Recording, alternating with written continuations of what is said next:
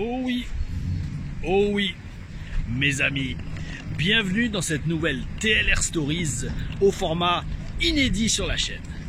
Aujourd'hui, je m'en vais pour un show de catch ICWA en Normandie et par la même occasion, je tourne cette TLR Stories, mon quotidien au Performance Center à Orlando.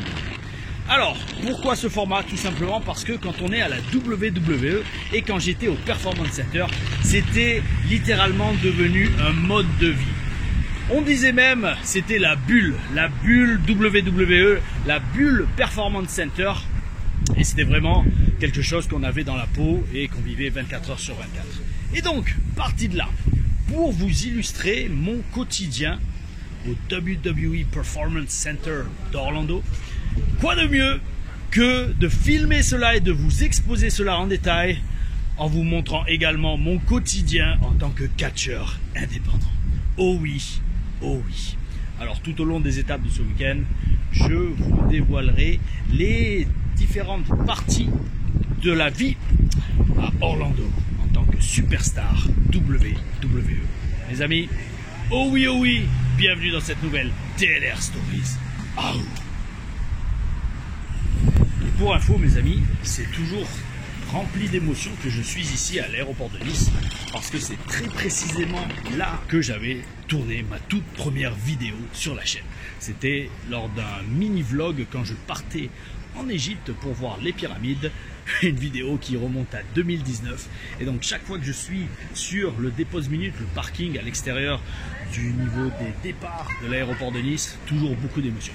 Beaucoup d'émotions qui vont revenir également dans cette vidéo où je vais replonger dans 4 ans de ma vie en développement avec la WWE. Et vous allez voir, c'était vraiment parfois intense, surtout le rythme de vie, tout comme va l'être ce week-end catch. Oh. Il est environ 9 h du mat, j'ai mon vol pour Paris. Et là, je pense qu'on est debout jusqu'à au moins 1 h, voire 2 h du mat. Allez, c'est parti.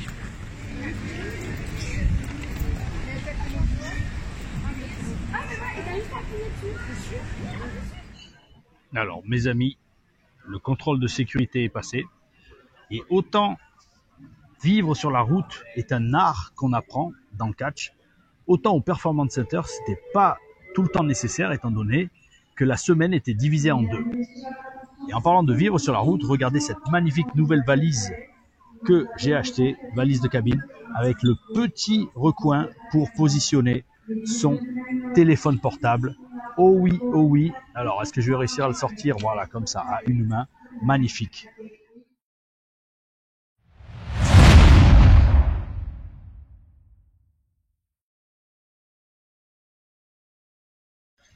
Oh oui. Et maintenant que le téléphone est posé, la valise me sert de trépied, c'est magnifique. Bon, j'ai quand même le trépied au cas où, notamment quand je serai sur le show. Et bref, mes amis, alors, on va commencer, première partie de la vidéo, par vous parler des journées d'entraînement. Parce que comme je vous ai dit, les semaines au Performance Center, déjà on bossait du lundi au samedi. On bossait du lundi au samedi et on rentrait enfin, entre guillemets, à la maison pour se dire on a un jour de repos, samedi, dans la nuit de samedi à dimanche, samedi soir assez tard.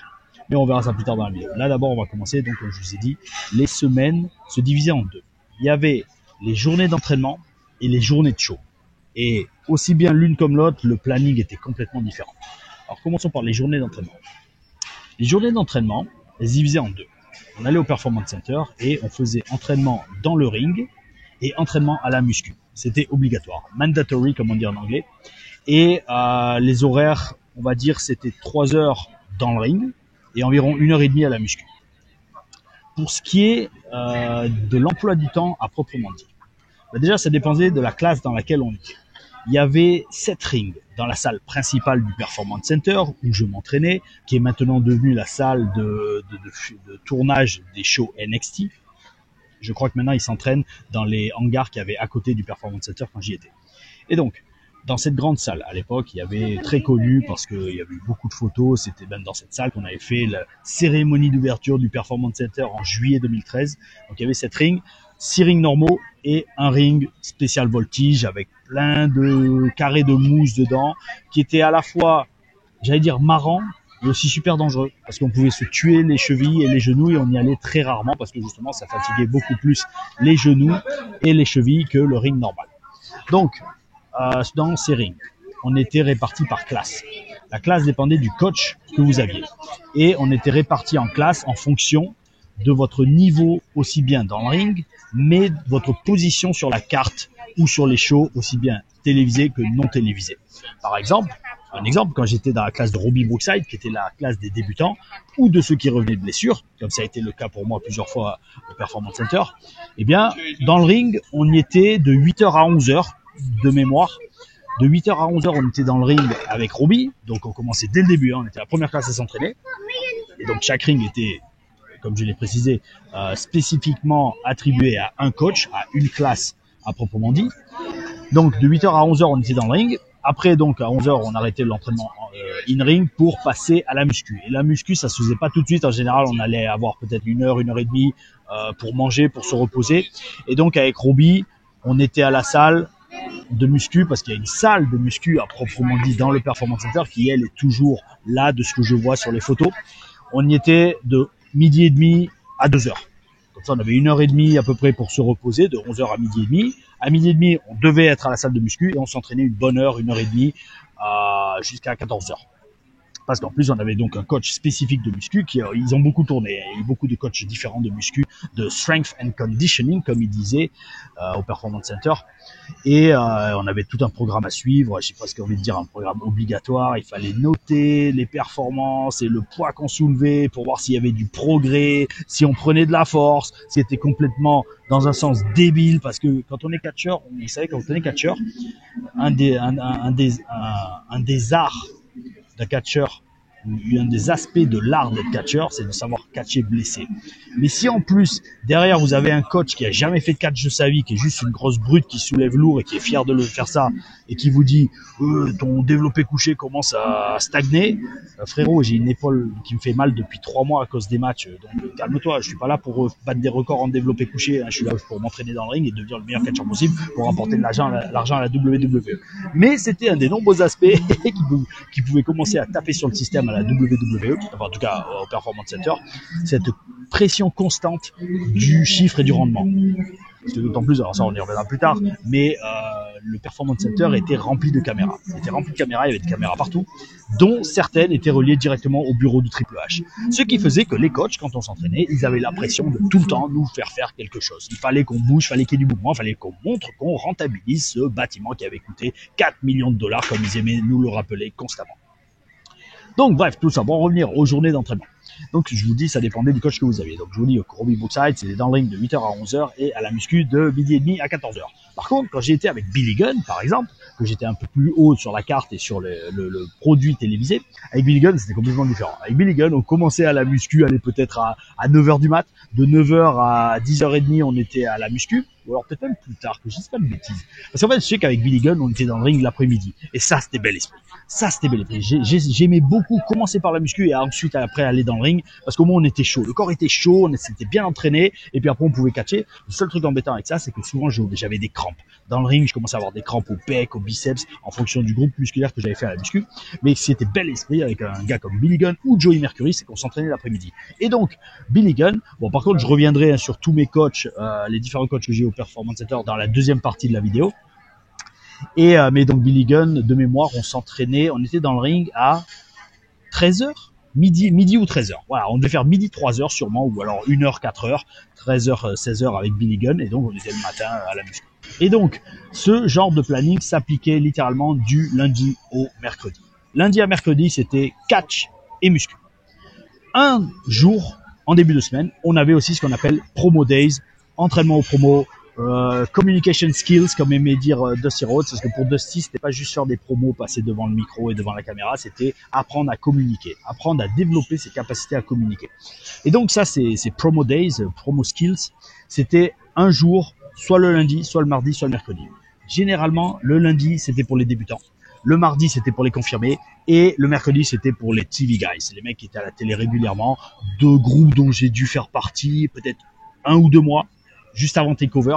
Et après, je me suis reblessé, donc je suis redescendu tout en bas.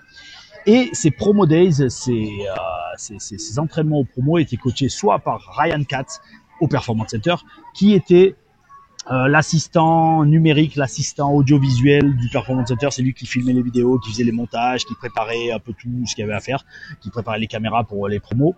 C'était un ancien catcheur d'ailleurs. Il était très sympa.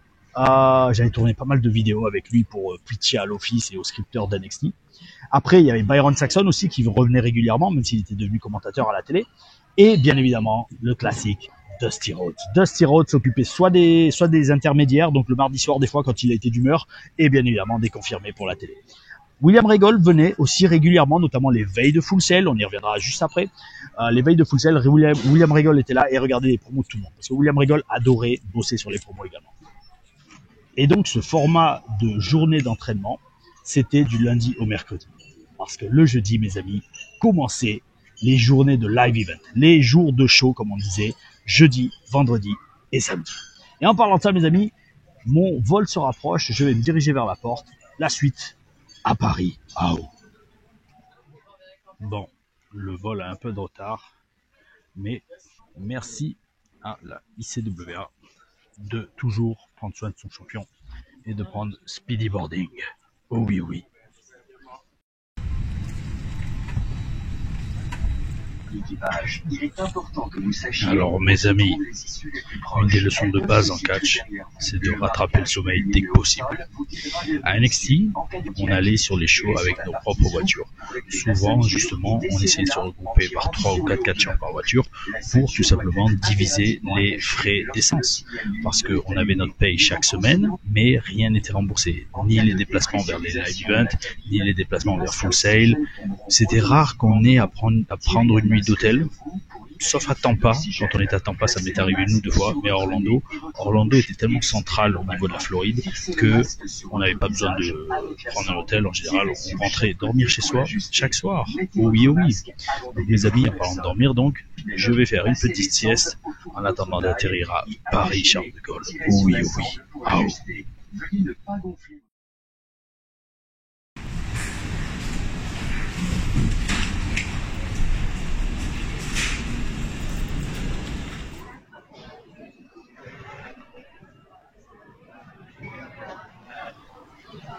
Oh oui, oh oui. Les amis, bien arrivés à Paris. On va les se poser. J'ai pu un peu dormir dans l'avion. Et on va continuer cette TLR Stories un peu en mode vlog pour le quotidien au Performance Center. Le tout filmé dans mon quotidien de catcheur. Oh oui, oh oui, allez, dès que je suis posé, on passe au jour de show à WWE NXT.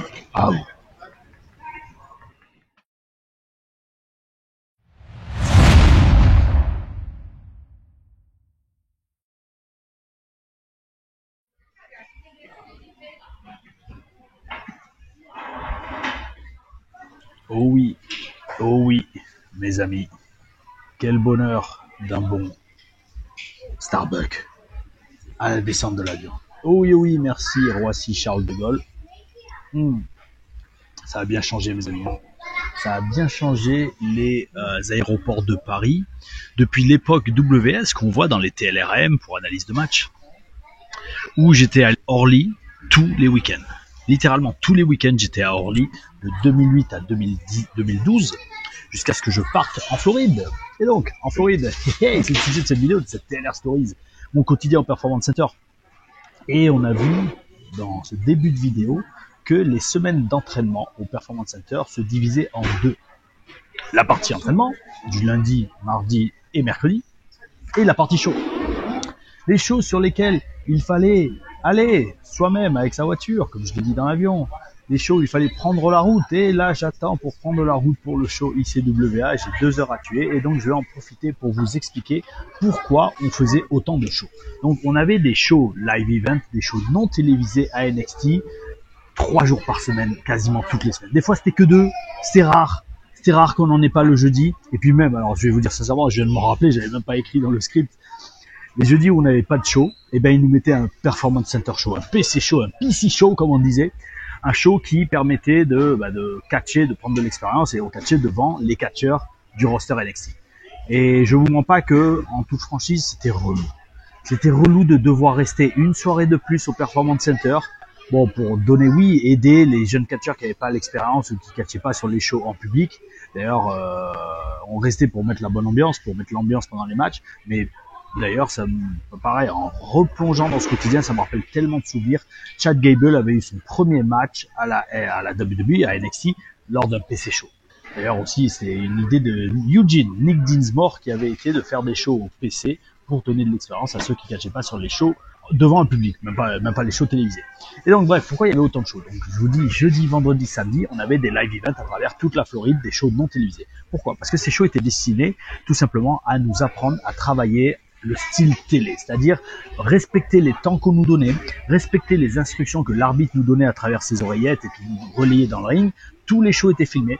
Tous les shows étaient filmés pour être ensuite revisionnés pendant la semaine dans ce qu'on appelait le Skull Session, qui était un jour où on ne s'entraînait pas dans le ring, on allait dans la salle de visioconférence du Performance Center, la salle des coachs, et on revoyait les shows de la semaine, en tout cas les matchs de ceux qui étaient dans la classe où on était, et on les étudiait en vidéo, et donc c'était pour ça que tous ces shows étaient filmés.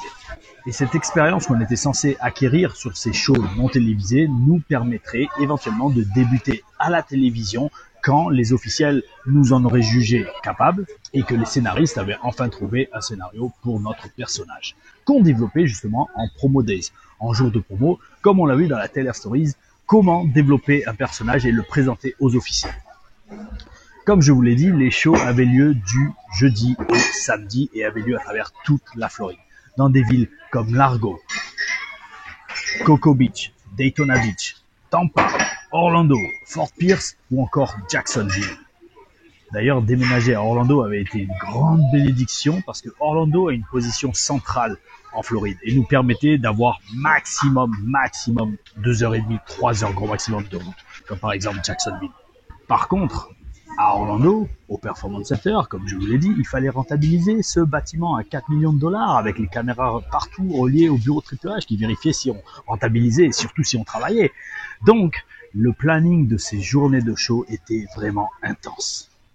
Ils avaient trouvé la merveilleuse idée de venir nous faire nous entraîner avant les shows. Et donc, ça voulait dire que le jeudi et le vendredi, on venait au moins 2 heures, soit dans le ring, soit à la muscu. Le roster était divisé en deux, donc on faisait par exemple soit de 9h à 11h dans le ring, ou alors de 9h à 11h à la muscu, pour ensuite se préparer et partir sur le show. Et si le jeudi, on avait été le groupe qui avait été dans le ring, eh bien le vendredi, on était à la muscu, et vice versa. Si jeudi, on avait été dans la salle de muscu, le vendredi, il fallait aller dans le ring. Ce qui surchargeait le corps en chute et en stress physique. Mais peu importe, il fallait le faire, ça faisait partie du boulot. Et quand on avait fini ces matinées d'entraînement au Performance Center, on n'attendait qu'une chose, c'est de pouvoir prendre une douche, manger et prendre la route pour aller sur le show. Comme c'est le cas actuellement pour moi, je suis à Paris, à Starbucks, donc c'est un peu plus décontracté. Je n'ai pas pris de chute, je ne me suis pas entraîné ce matin et j'ai juste à attendre la voiture pour partir sur le show ICWA. Prochaine étape, quand on arrive à Saint-Quentin-la-Motte pour le show ICWA où je vous expliquerai comment se déroulait un show NXT live. Oh oui! Oh oui. Tu veux qu'on mette un peu de clim ou autre chose? Non, c'est bon.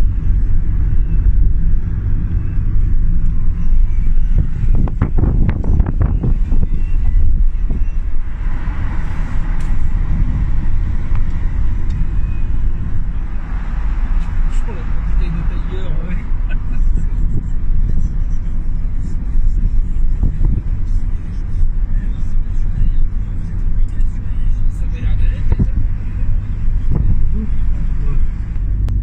On arrive, on repart, on va pour repartir, on repasse, genre 3 minutes.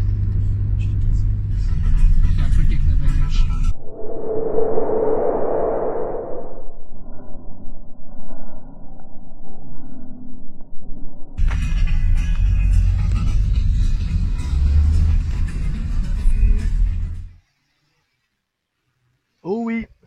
Oh oui, mes amis. Après environ 2h30 de route, nous voilà arrivés sur le lieu du show de ce soir, le gymnase de Saint-Quentin-la-Motte. Et bien, écoutez, c'est marrant parce que c'était à peu près le même genre de durée de voyage qu'on avait en Floride pour WWE NXT. Chaque fois qu'on prenait la route, en général, ça allait entre 1 heure, 1 heure et demie, quand on avait de la chance, genre pour des villes comme Cocoa Beach ou Daytona, qui est assez proche d'Orlando, et 2 heures, 2 heures et demie pour la plupart des villes, notamment Largo, qui était à 2 heures et demie, parce que c'était complètement à l'autre bout de la côte en Floride. Donc mes amis, voilà, une fois qu'on arrivait sur le show, on devait poser ses affaires, se changer, parce qu'il y avait un dress code à la WWE, et même à NXT. Encore une fois, c'était tout ça un entraînement pour nous préparer, notamment bon, pour les shows télévisés bien sûr, mais aussi pour être sur la route éventuellement un jour à Raw ou SmackDown. Donc il y avait un dress code imposé, bon, pas forcément aussi sévère que pour les enregistrements télé, il n'y avait pas besoin de mettre un costard avec une cravate, mais au moins un collared shirt, ça veut dire une chemise ou alors un polo avec un col. Pour les femmes, une tenue classe, alors la plupart s'habillaient en classe avec des talons et des robes. Et quand on arrivait sur place, donc on arrivait, le call time, comme on disait, c'était l'heure à laquelle on devait être présent sur place, était fixé à 16 heures. Mais en langage NXT, en langage PC, ça voulait dire 3h30, 15h30. Oh oui, oui, toujours une bonne demi-heure d'avance, parce que vous pouvez être sûr que si vous arriviez un peu trop proche de 16h, comme se le permettaient certains main eventers au bout d'un certain moment, les coachs allaient prendre ça en note et vous alliez vous manger une réflexion. Donc, call time 16h, ça veut dire une demi-heure avant. Il y avait un vieux dicton à NXT qui disait, et je détestais ce dicton, c'était un de mes colocataires, Joel Redman, Olivier Gris, comme on l'appelait avec Marcus, qui disait « Being in advance is being on time, being on time is being late, and being late is unacceptable. » C'est-à-dire, être en avance, c'est être à l'heure, c'est être en retard, et être en retard, c'est inacceptable. Oh oui, oh oui, j'ai jamais aimé ce dicton, mais il fallait l'appliquer à NXT pour pas se manger de la hit, comme on disait, pour pas se faire crier dessus par les coachs, parce qu'on était traités comme des gamins, oh oui, oh oui. Et donc, une fois arrivé sur place, donc, à 15h30, il fallait se changer et monter le ring, tous ensemble. Maintenant, allons voir si ici à la ICWA, il faut que Tom Larifa, le champion, monte le ring. Non, sur les Indies, on le fait aussi. Sur les Indies aussi, il faut monter le ring, mais là, je suis quasiment sûr qu'il est déjà monté depuis le début de l'après-midi. Oh oui, oh oui, c'est toujours ça de prix. Bel esprit, ah ou allons-y. Alors mes amis, comme je m'en doutais, oh oui, le ring est déjà monté. Et voilà, le ring du show ICWA, International Catch Wrestling Alliance. Je vais vous dire, ce ring, il en a vu des shows, il en a vu des combats. Oh que oui, que ce ring en a vu des shows et en a vu des combats. D'ailleurs, certains combats sont disponibles dans les TLRAM, analyse de match, où on peut revoir certains de mes matchs, notamment ici, dans le ring ICWA, dont je suis le champion actuellement. Et donc, là, il est déjà monté, mais comme je vous disais, continuons la TLR Stories, mon quotidien au WWE Performance Center, en même temps que vous découvrez également mon quotidien en tant, j'allais dire, que catcheur du week-end. Oh oui, catcheur sur les indépendantes en France. Et donc, on va se poser, et maintenant je vais vous expliquer comment se déroulait vraiment un show live WWE NXT. Oh oui, oh oui.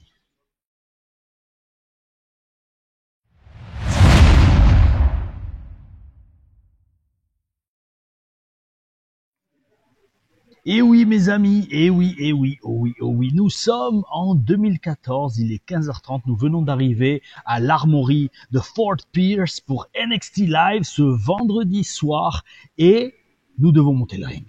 Oh oui, all 70 members, les 70 membres, 70, 80 membres du roster d'NXT à l'époque, doivent se changer en tenue de sport et monter le ring, faire une file indienne jusqu'à la remorque NXT qui était tout le temps garée à côté du Performance Center et qui contenait le ring, les lumières, les entrées, peut-être pas les chaises, non, les chaises étaient toujours sur place et il fallait installer la salle, donc dès 16h moins quart, donc 15h45, 16h, on commençait le montage de la salle. Ça prenait environ une bonne heure, 1h30 d'installer le ring, les barricades autour du ring, les chaises, toutes les chaises autour du ring, l'entrée, les lumières. Il y avait 4 poteaux de lumière tout autour de la salle.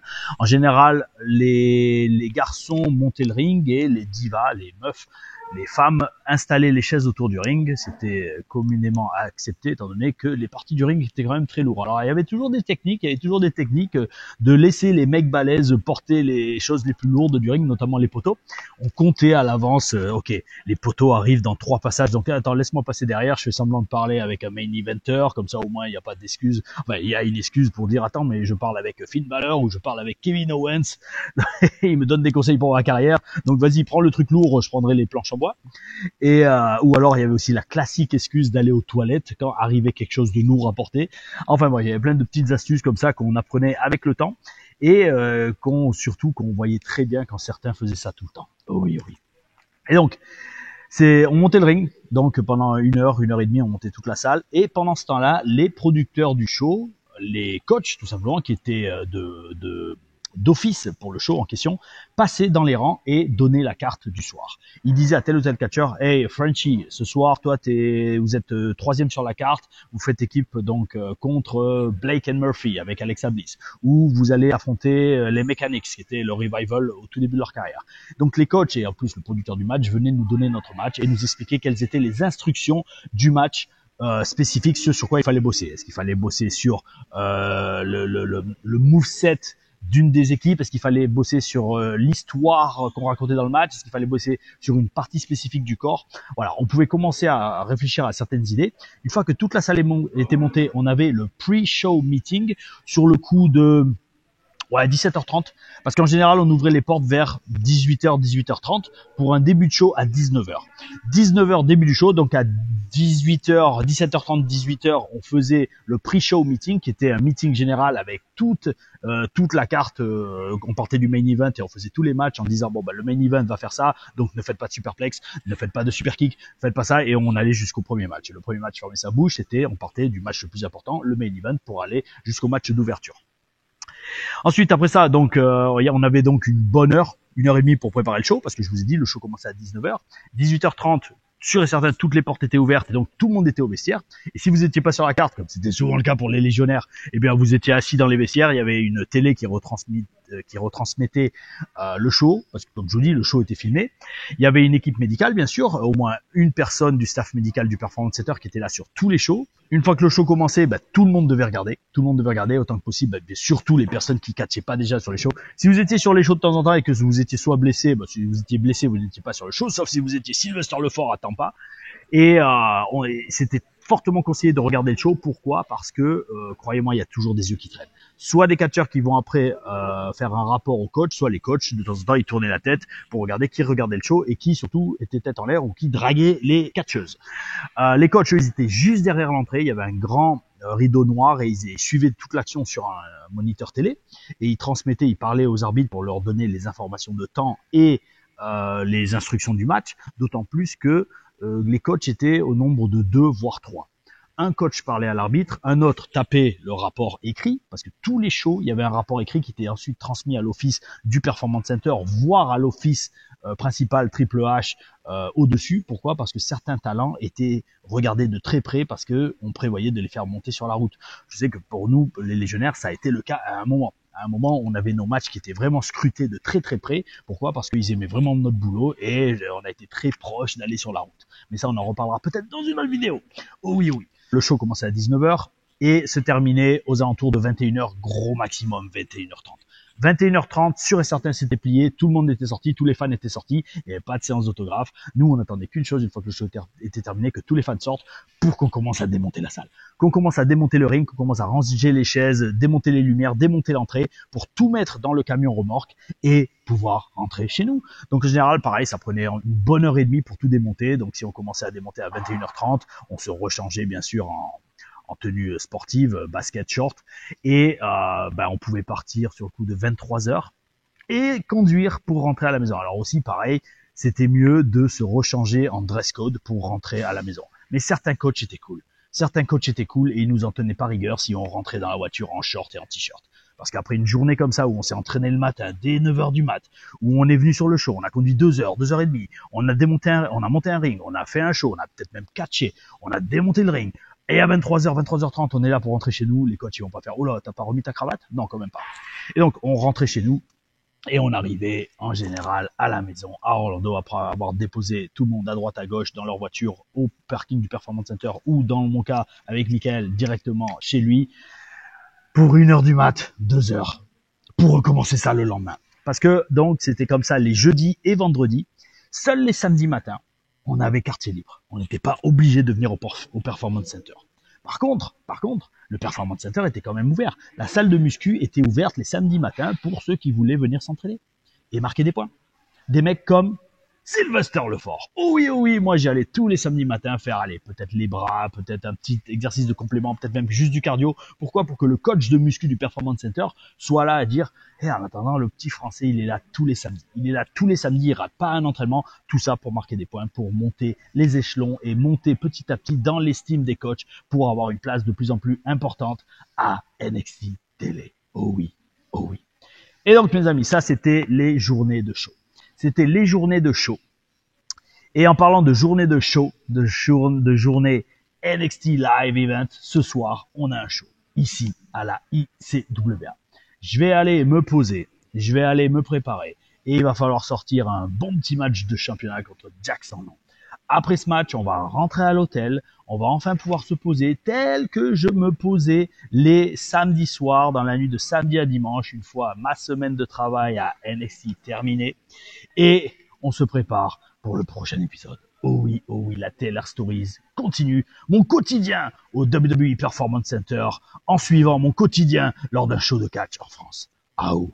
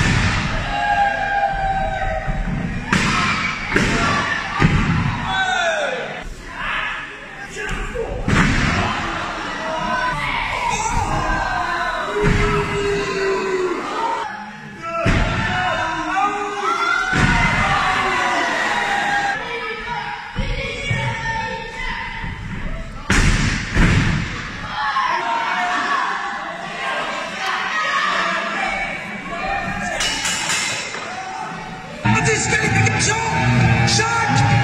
Non. Top de la ICWA.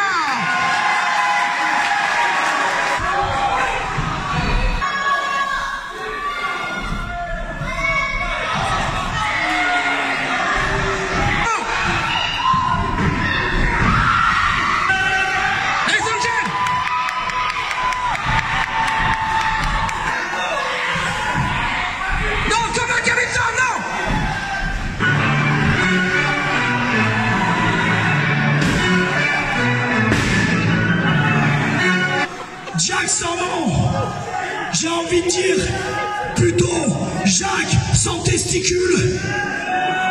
Vous pour rien, les gars, on va boire un coup et peut-être on fera ce match.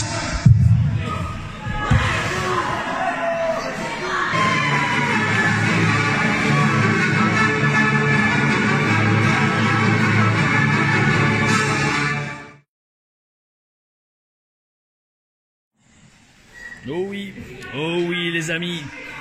Telle la fin d'un show NXT Live, on démonte le ring après le show. Les amis, quel show. Je suis KO, je suis littéralement KO et je sais même pas si vous arrivez à m'entendre. Donc bref, là on va rentrer à l'hôtel et c'est un peu la fin de la journée, la fin de la semaine. Pourquoi? Parce que après un show NXT Live Event, donc là maintenant il est 11h30. 11h30 c'est environ l'heure à laquelle on montait en voiture pour repartir. Donc on est à peu près dans les mêmes eaux, dans les mêmes horaires qu'on faisait en Floride. Et donc un samedi soir se terminait la semaine. Terminer la semaine du boulot et il nous restait donc le dimanche. Le dimanche, mes amis, c'était le jour de repos. Et le repos, pour moi, ça sera à l'hôtel ce soir. Quand j'arriverai à l'hôtel, on fera la dernière partie de la première partie de cette vidéo où je vous expliquerai tout simplement que le jour de repos du dimanche, en fait, n'en était pas vraiment un. Parce que, grosso modo, on faisait le dimanche tout ce qu'on n'avait pas le temps de faire la semaine. Donc, en fait, on pouvait quasiment pas se reposer pour recommencer direct le lundi d'après. Et également, la semaine type que je viens de vous dévoiler, c'était uniquement quand on n'avait pas les enregistrements télé. Parce qu'à mon époque, on faisait les enregistrements télé à full sail et on enregistrait un mois d'affilée. Quand il y avait ces enregistrements le jeudi, eh bien forcément ça changeait le planning de la semaine. On verra tout ça une fois arrivé à l'hôtel. Mes amis, il est 2h29, bientôt 2h30 du mat. On est arrivé à l'hôtel. Et le classique, El Clasico, que vous savez déjà des vlogs que j'ai déjà fait dans le catch. Et aussi ce que je faisais à NXT, quand j'avais catché sur le show. Et que j'avais catché 2 ou 3 fois par semaine. Je rentre et je mets à sécher les genouillères, les coudières qui littéralement ce soir sont trempées après ce show ICWA. La tenue, oh oui, et les bottes en cuir aussi, parce qu'il faut bien que ça sèche. Maintenant mes amis, direction la douche et on se voit pour la fin de la première partie de cette TLR Stories. Il est où? Il est dans le miroir. Bel esprit.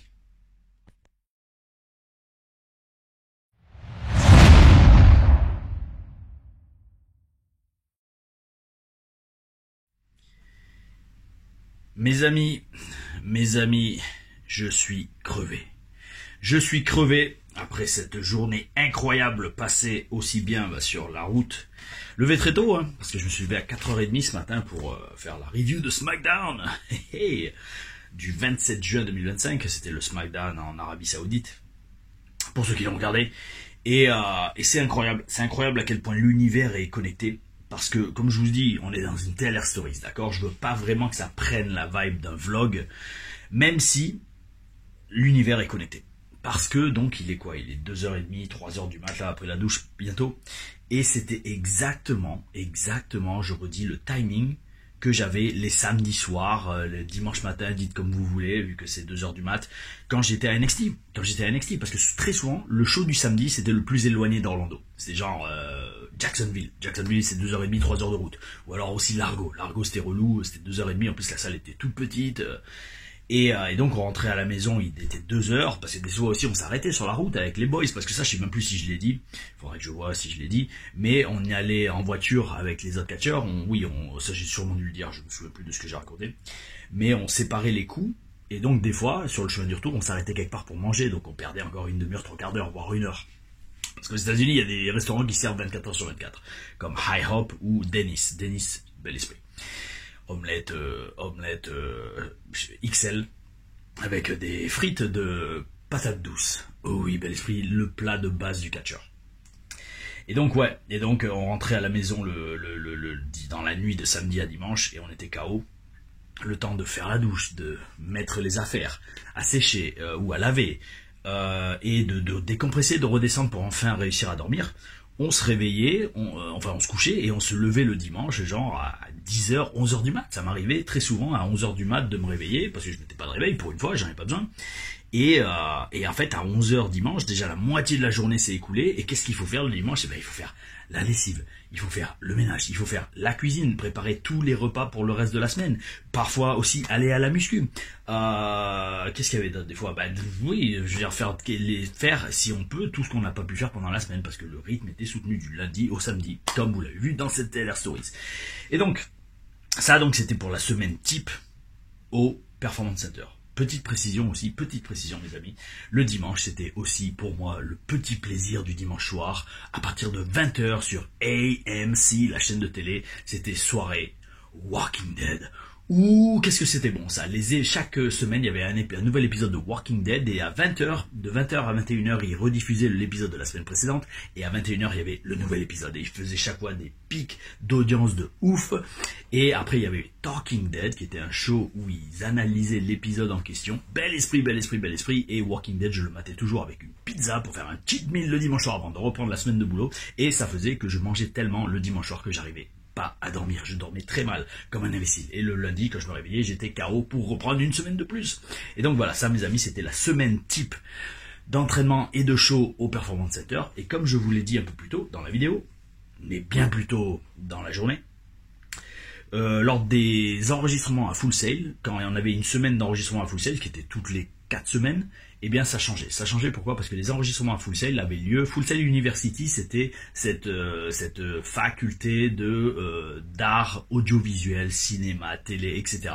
où Triple H avait mis en place une coopération où ils pouvaient utiliser un des studios d'enregistrement de Full Sail University pour enregistrer NXT gratuitement et en même temps la WWE allait former des élèves sur place à filmer comme encore une fois les métiers de l'audiovisuel.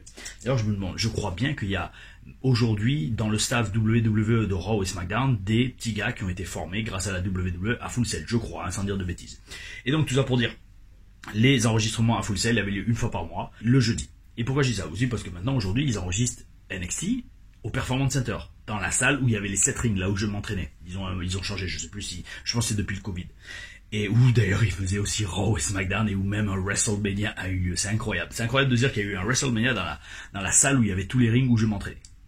Et donc bref, quand il y avait les enregistrements à Full Sail, c'était donc le jeudi, et bien le mercredi, il fallait aller monter le ring. Donc en général, ils désignaient une ou deux classes, très souvent la classe des débutants de Robbie Brookside, et une classe d'intermédiaires, bien évidemment les avancés, les Finn Balor, les Kevin Owens, les Enzo et Cass, ils allaient jamais monter le ring pour Full Sail, mais donc c'était une classe de débutants et une classe d'intermédiaires qui allaient monter le ring le mercredi, la veille de Full Sail, la veille des enregistrements télé d'NXT.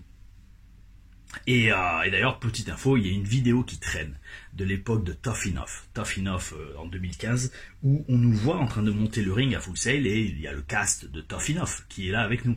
Et d'ailleurs, il y a un petit segment où j'avais décidé de faire la blague de cacher les chaussures des participants de Tough Enough. Je vous mettrai bien évidemment une copie d'écran de la vidéo en question que je vous invite à aller voir parce qu'on voit à quel point on rigolait à l'époque et à quel point Billy Gunn aussi pouvait être très cool des fois quand il était de bonne humeur. Et donc, ouais, on montait le ring, et puis voilà, et puis donc le jeudi, il y avait les enregistrements à Full Sail, ça commençait à 18h, je crois, les enregistrements, ça durait 3h, 3h30, parce qu'il y avait 4 semaines, mais avec les coupures pub, ça fait pas 4 heures de télé. Et le call time pour Full Sail était midi, bien évidemment, il fallait y être en avance, donc la plupart des gars y arrivaient à 11h, 11h30 gros maximum.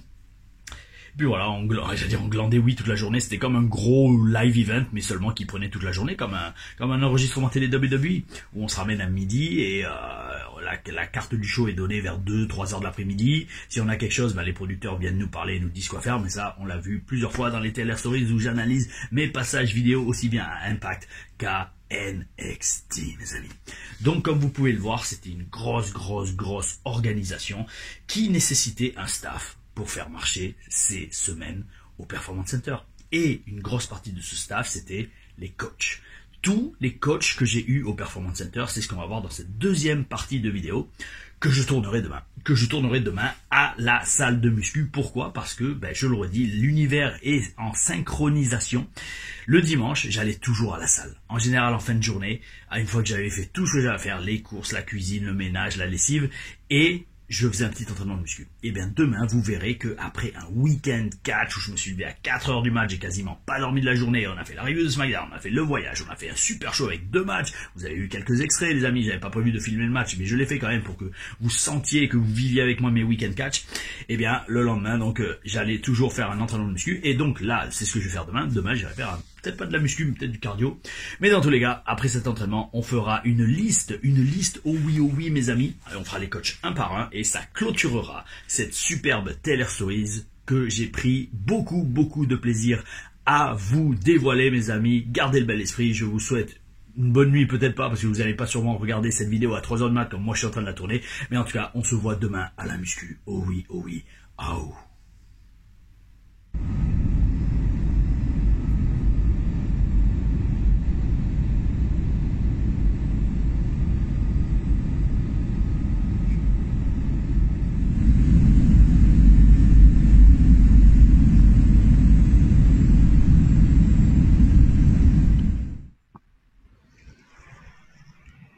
Et voilà les amis, de retour à Nice dimanche début d'après-midi. Et comme c'était le cas en Floride, eh bien le dimanche, on en profite pour rattraper le temps perdu et se faire plaisir avec une petite séance de muscu pour travailler un aspect qu'on n'a pas vraiment eu le temps de faire pendant la semaine. Et bien pour moi, aujourd'hui à Nice, ça sera du cardio. Mais quand j'étais en Floride, c'était souvent un petit entraînement de bras, un petit entraînement de natation aussi, parce que la salle de muscu où j'allais et où la plupart des superstars allaient, et sûrement vont encore, sur East Colonial Drive à Orlando, c'était LA Fitness. LA Fitness qui avait une piscine olympique, et ça me permettait de nager, de laisser se reposer le corps et de récupérer musculairement tout en s'entraînant quand même et en bossant le cardio.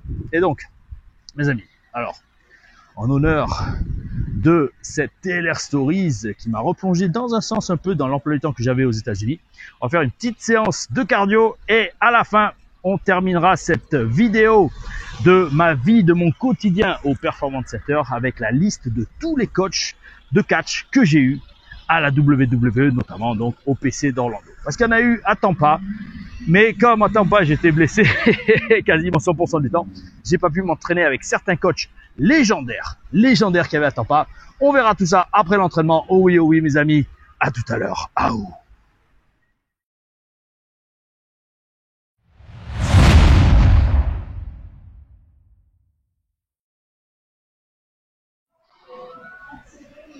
Et ainsi, mes amis, se termine pour moi cette semaine, cet entraînement et cette TLR Stories sur ma vie, mon quotidien à WWE NXT. Et pour terminer cette vidéo, donc, voici le sujet de tous mes différents coachs à la WWE. Alors, il faut savoir, comme j'en ai parlé de nombreuses fois, que je me suis déchiré les ligaments croisés du genou mon premier jour à Tampa, à la FCW, qui était un peu déjà NXT. Donc, j'ai loupé beaucoup de coachs qu'il y avait à Tampa, mais qu'il n'y avait plus au Performance Center. Parmi ces coachs, il y avait notamment le légendaire Ricky Steamboat, que j'ai côtoyé, que j'ai vu beaucoup de fois à la salle d'entraînement, mais avec qui je ne me suis jamais entraîné dans le ring. Donc c'est pour ça qu'en fait je le mentionne jamais, j'en parle jamais, parce que même si c'était quelqu'un d'adorable, c'était une personne, on voyait que c'est une belle personne, il était toujours souriant, on voyait qu'il n'avait pas d'ego, il traitait tout le monde pareil, que les gens soient blessés ou pas, qu'ils soient américains ou pas, parce que ça aussi, ça jouait beaucoup chez certains coachs. Le nationalisme, on va dire, les petites réflexions du genre, ah t'es français alors tu manges du pain et t'as pas de béret. Bon bref, ouais, des mecs comme Ricky Steamboat, malheureusement je me suis jamais entraîné avec eux, donc dans ma tête je n'en parle quasiment jamais. Steve Keirn également, dont j'ai parlé dans la vidéo avec Talk and Catch, qui était Skinner dans les années 90 à la WWE, c'était le président de la FCW. Ben lui pareil, je me suis jamais entraîné en personne avec lui.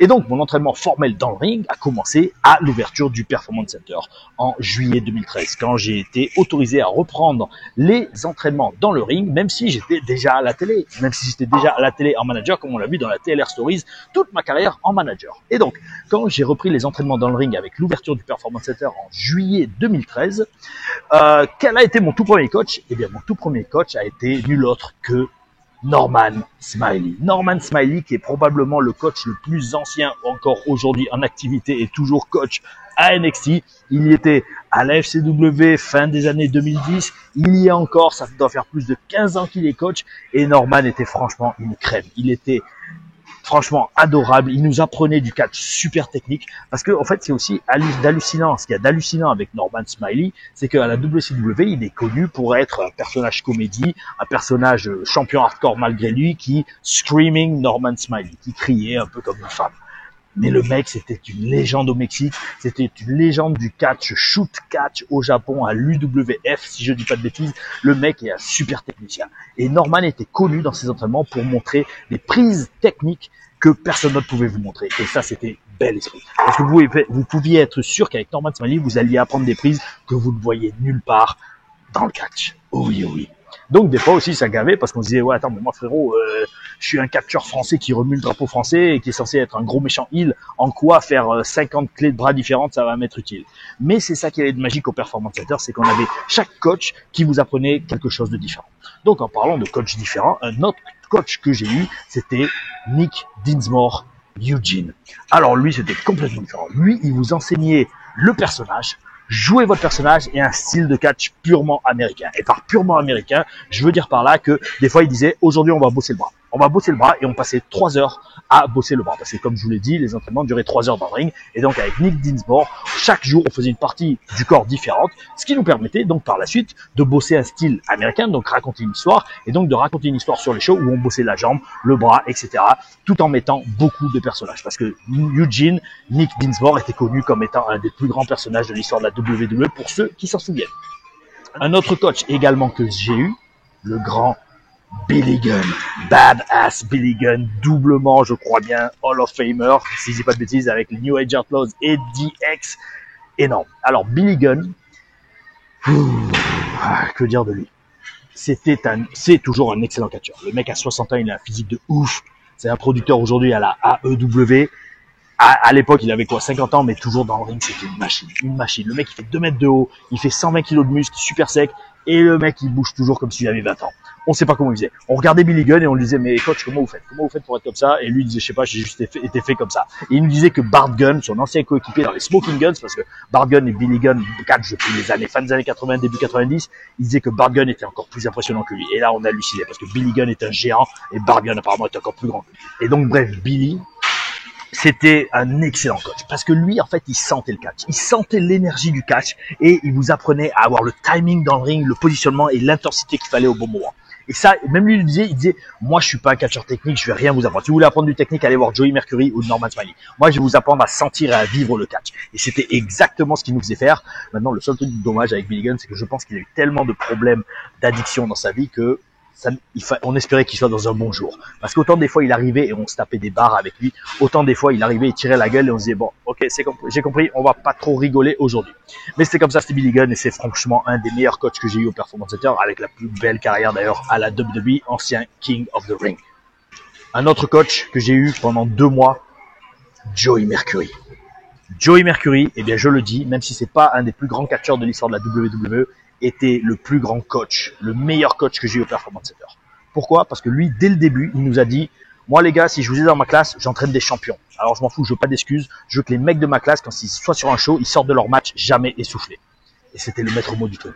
Dans la classe de Joey Mercury, quand j'étais, c'était un All-Star d'NXT. Il y avait Scott Dawson, Dash Wilder, Cash Wheeler aujourd'hui à la AEW, donc FTR, Sami Zayn, Sami Callihan, Sawyer Fulton, Baron Corbin, moi, qu'est-ce que je faisais là? Kalisto et Buddy Murphy. Ça, c'était la classe de Joey Mercury quand j'étais pendant 2 mois. Et ben, je peux vous dire que Joey, il nous en a fait voir. Il nous en a fait voir. On faisait 2 exercices magnifiques avec lui qui étaient déjà primo le cardio. Joey, il arrivait en début de session et il nous disait, qu'est-ce que vous voulez faire les gars? Est-ce que vous voulez faire 3 heures soutenues mais tranquilles ou 2 heures intenses et après on arrête au bout de 2 heures? Et nous, on disait tous, on fait 2 heures intenses, comme ça on rentrait à la maison plus tôt.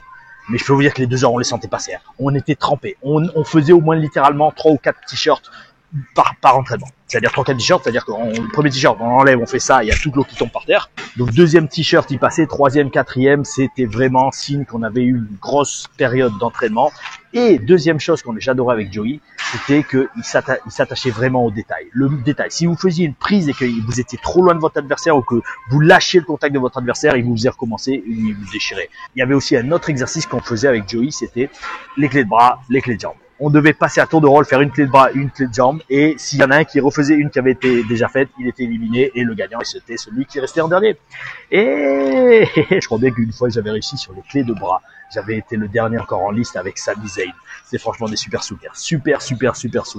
En parlant de super souvenirs, un autre coach également super que j'ai eu, Robbie Brookside. Je l'ai eu de nombreux mois parce que quand je suis revenu de ma deuxième blessure au genou, c'est lui qui faisait les débutants. Et Robbie Brookside, solidarité européenne, c'était un Anglais. Bel esprit, bel esprit. Lui, c'était le groupe des débutants. Il montrait les bases, les contacts, les chutes, courir dans les cordes. Mais il montrait aussi l'intensité qu'il faut avoir, ne serait-ce que sur une prise de contact. Et avec Robbie, j'ai quand même beaucoup appris, notamment sur l'intensité. Des fois, il y avait Dave Taylor qui venait en guest coach et qu'est-ce qu'on se tapait des barres. Dave Taylor, il était excellent. Mais justement, parce qu'il était peut-être un peu trop déconneur, c'est peut-être pour ça qu'il n'était pas coach régulier à NXT. Et dernier des coachs réguliers que j'ai eu à NXT, c'était Sarah Del Rey. Sarah Amato, coach des catcheuses féminines. Pourquoi? Parce que vers la fin de ma carrière, quand j'ai managé Billie Kay, eh bien, ils avaient décidé de me mettre avec Lady Diva, tout simplement pour que je puisse construire une connexion et construire des automatismes avec Billie Kay. Et franchement, c'était franchement pas mal parce qu'elle avait une méthode d'entraînement qui était déjà moins soutenue que les mecs, hein, quand même, faut dire ce qui est. Les divas, ils allaient un peu plus doucement parce que les rings WWE, faut savoir qu'ils sont construits pour des mecs comme Big Show. Donc, ils sont quand même assez durs si vous êtes trop léger ou trop légère. Et ce qui est le cas des divas. Et donc, une chute sur un ring WWE pour une diva, ça a quand même plus d'impact négatif sur le corps que pour un Big Show ou un Mark Henry. Et donc, s'entraîner avec les divas, c'était bien parce que c'était plus léger sur le corps, mais ça restait très technique et Sarah Del Rey est très intimidante. C'est une légende du catch indépendant, une des plus grandes catcheuses de l'histoire du catch. Et franchement, s'entraîner avec elle, j'ai quand même appris de nombreux aspects du catch, notamment des techniques de catch japonais parce qu'elle a passé beaucoup d'années et franchement, c'était oui, bel esprit. Après, il y avait aussi les guest coachs. Les guest coachs, ce sont des coachs qui venaient de temps en temps au Performance Center et les deux plus notables, les deux plus grands que j'ai eus, c'était nul autre que Dean Malenko et Christian Cage. Franchement, s'entraîner avec Dean Malenko dans le ring, on l'a fait 2 ou 3 fois quand j'étais dans la classe à Billy Gunn. Quand j'étais dans la classe à Billy Gunn, pour en revenir sur lui, à un moment, avec Marcus, on avait soumis l'idée au coach de faire une classe purement tag team, une classe purement équipe. Pourquoi? Parce que on trouvait que c'était dommage que les équipes s'entraînent des fois dans des classes différentes. Je me souviens un moment, j'étais dans la classe de Joey Mercury et Marcus était dans la classe de Norman.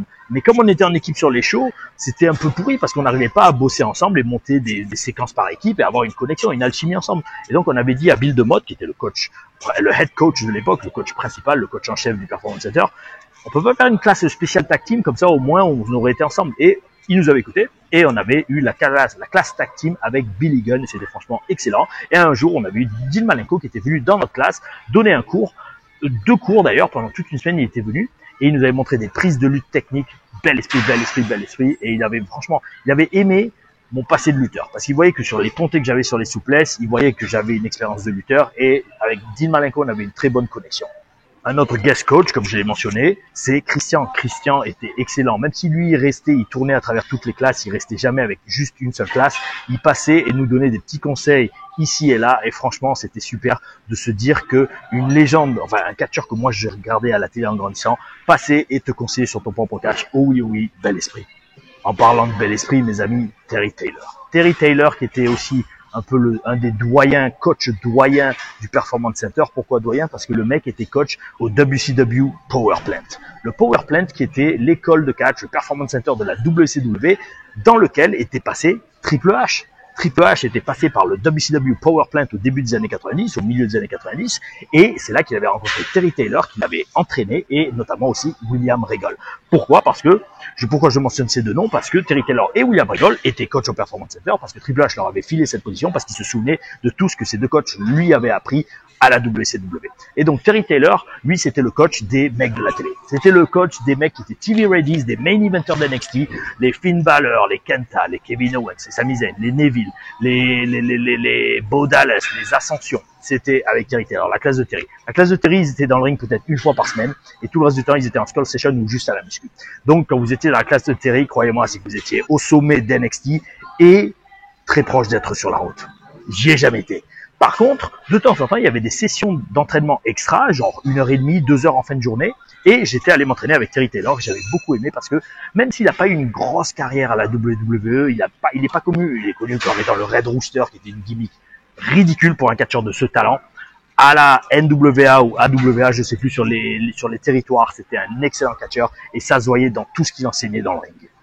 On en arrive maintenant au head coach d'NXT, j'en ai connu 2.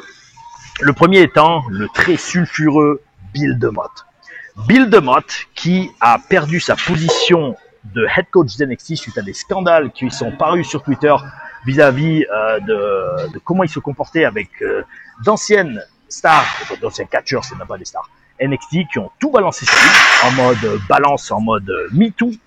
Alors, est-ce que c'est justifié ou pas? Dans un sens, oui, parce que tout ce qu'ils ont dit, c'était vrai. Bill DeMott avait tendance parfois à se comporter en tant que bully. Mais moi, j'ai jamais mal pris, parce que pour moi, il m'en a fait voir des vertes et des pas mûres. Mais pourquoi? Parce que je m'étais blessé dès le début. Et donc, à ses yeux, j'étais ridicule, j'étais une blague. Maintenant, si vous avez une mentalité fragile, oui, vous allez vous plaindre, vous allez aller sur Twitter et dire, ce mec-là m'a maltraité, et il se foutait de ma gueule parce que j'étais blessé, etc.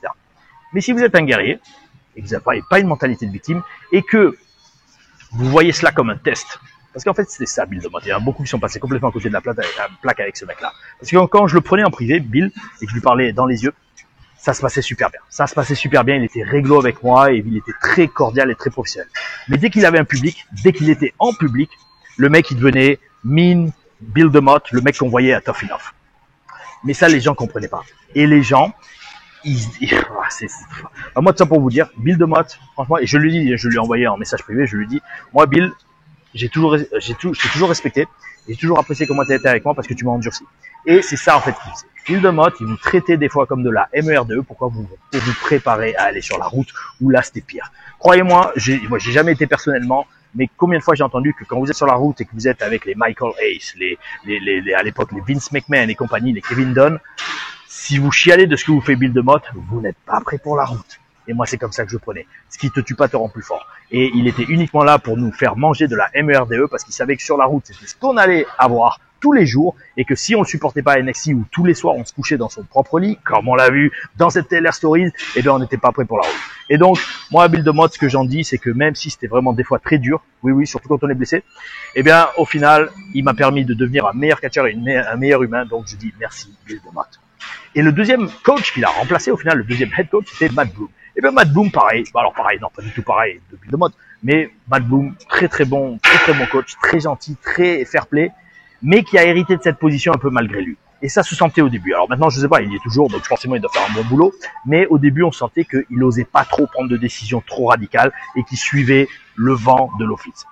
Tout à son respect, parce qu'il y a encore. Donc, franchement, Matt Bloom, respect d'être encore head coach d'NXT et c'est qu'il doit faire un super boulot. Et en parlant de super boulot, mes amis, je suis obligé de mentionner les coachs promo. Les coachs promo, parce que les promos, c'est un des aspects de la WWE, de ma carrière à la WWE qui m'a permis de me démarquer. Et notamment le grand Byron Saxton. Byron Saxton, à qui j'attribue 60 à 80% de mon travail au micro, c'est grâce à Byron. Parce que quand j'étais blessé à Tampa à la FCW, c'était le seul qui prenait le temps de revoir mes promos, parce que je demandais à faire des promos, même blessé, même en béquille, pour progresser au moins au micro. Et Byron n'a jamais dit non, il a toujours fait ça avec le sourire. Byron est un des meilleurs êtres humains que j'ai jamais connu dans le business. Et pour ça, je dis merci Byron Saxton, parce que c'est un excellent promo guy. Il avait participé à une saison d'NXT d'ailleurs, où il avait volé le show d'ailleurs, sur une promo, quand il avait chanté le thème d'HBK. Cherchez bien sur YouTube, vous trouverez. Et il m'a vraiment beaucoup appris. Donc merci Byron Saxton. Il m'a préparé pour enfin passer devant Dusty Rhodes. Dusty Rhodes en coach de promo, c'était magnifique. Oui. Quand vous faites une promo et que Dusty vous dit « good job », c'est que vraiment vous faites quelque chose de bien. Et combien de fois Dusty a aimé ce qu'on présentait en tant que Français, il adorait ce que je faisais en tant que manager, d'ailleurs il préférait me voir en tant que manager. Eh bien mes amis, c'était un super souvenir de se dire que j'ai pu être entraîné par le rêve américain lui-même, dit American Dream, le père de Cody Rhodes, qui, là où il est, doit être très fier de son fils et de ses deux fils, parce que son premier fils, Dustin Rhodes, Goldust, lui aussi a eu une carrière légendaire, il passait de temps en temps au Performance Center, et c'est ça qui était incroyable, en fait, au Performance Center, c'est que très souvent, on avait des visites de catcheurs de légende, et ça nous faisait même plus cligner des yeux. Au bout d'un moment, quand vous faites partie de la machine, quand vous faites partie de la WWE, vous allez voir passer un Undertaker, un Brock Lesnar, un Bret Hart, un Kevin Nash dans les couloirs du Performance Center. Alors oui, au début, il fait wow, ok, d'accord. Et après, vous lui serrez la main et vous lui dites bonjour monsieur, voilà, je me présente, je m'appelle Tom. Et voilà, et vous tracez votre route, vous allez faire votre entraînement ou votre séance de muscu ou vous rentrez chez vous. Et ça, quand on fait partie du système, on rencontre tellement de gens exceptionnels que c'est franchement, oh oui, bel esprit. J'ai mentionné également beaucoup dans cette vidéo William Regal, qui n'était pas un coach officiel du Performance Center, mais qui venait souvent soit prêter main forte dans le ring, soit regarder les promos et donner un feedback en promo. Pareil, William Regal qui est la raison pour laquelle j'ai été signé, notamment à la WWE, parce qu'il a fortement poussé pour que je sois signé en 2012 et qui m'a valu mon contrat à la WWE. Donc merci monsieur William Regal, un excellent coach lui aussi bien dans le ring qu'en promo surtout. D'ailleurs, je préférais avoir William Regal en coach promo qu'en coach in-ring, parce que même lui, il disait, moi, le catch, je le fais naturellement, j'arriverai pas à vous l'expliquer. Par contre, promo, il a tellement étudié le développement de personnage, comme on l'a vu dans une Taylor Stories, qui a beaucoup été inspiré par les conseils que m'ont donné Dusty Rhodes et William Regal. Oh oui, qu'il me disait, je préfère coacher les promos que dans le ring. Ah oui. Et donc, monsieur William Regal, merci de m'avoir aidé à être signé en 2012 à la WWE, ce qui m'a permis, mes amis, de vous offrir, de faire pour vous cette TLR Stories qui prend fin maintenant. Je vais rentrer, je vais prendre une douche, je vais me reposer après cette semaine très chargée, ce week-end très chargé, comme l'étaient mes semaines au Performance Center. J'espère que vous avez apprécié cette vidéo, mes amis, qui a été bien plus longue que ce que j'avais prévu. Si vous avez aimé cette vidéo, mes amis, likez, partagez, commentez et mettez la petite cloche pour être prévenu des futures sorties de vidéos. Il y a les TLR Reviews, les TLR AM, les TLR Booking, les TLR Stories. Si vous avez des questions diverses et variées sur cette vidéo, n'hésitez pas à les poster en commentaire. J'y répondrai soit dans les TLR Reviews, soit en réponse à votre commentaire. Mes amis, merci pour votre soutien, merci pour votre bel esprit, merci pour votre énergie et je vous dis à bientôt sur la chaîne Tom Da Rufa. Bel esprit.